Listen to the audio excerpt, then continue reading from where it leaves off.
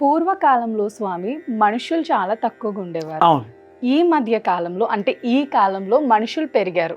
అంటే ఆత్మ చాలా జన్మలు చాలా శరీరాల్లోకి వెళ్తుంది అని మీరు చాలా ఇంటర్వ్యూలో చెప్పారు. అలాగే నేను చాలా పుస్తకాల్లో చదివి తెలుసుకున్నాను.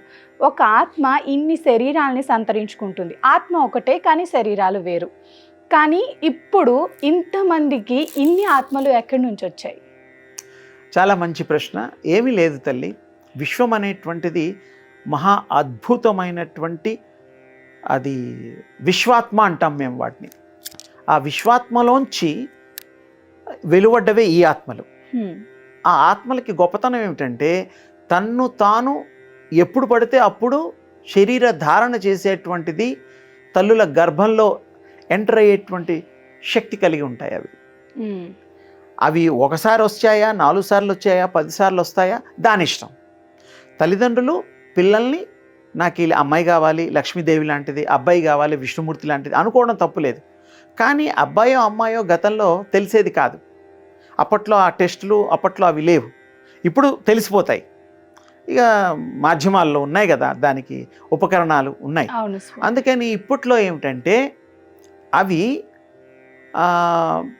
ఆత్మలు మంచి అబ్బాయిలు పుట్టాలి, మంచి గుణగణాలతో అమ్మాయిలు పుట్టాలి అని కోరుకున్న తల్లులకి యొక్క ఆవేదన, రిక్వెస్టు, ఐడియల్గా ఉండే ఆత్మలు సంచరిస్తూ ఉంటాయి. ఆత్మలోకం కూడా ఉంటుంది, ఐడియల్ ఆత్మలు ఉండేటువంటిది. అక్కడవి ఎవరికైతే దాని గుణగణాలకి సూట్ అయ్యే భావం కలిగిన వాళ్ళు ఉంటాయో అప్పుడు ఆ ఆత్మలు ఆ బాడీస్కి ఎంటర్ అవుతాయి. అంతేగాని మీరు పూజలు చేసి వ్రతాలు చేసి కూడా తల్లులు పిల్లల్ని కనడానికి ఎన్నో బాధలు పడుతూ ఉంటారు. ఇప్పుడు కొంచెం తగ్గింది ఈ సైన్స్ ప్రకారం.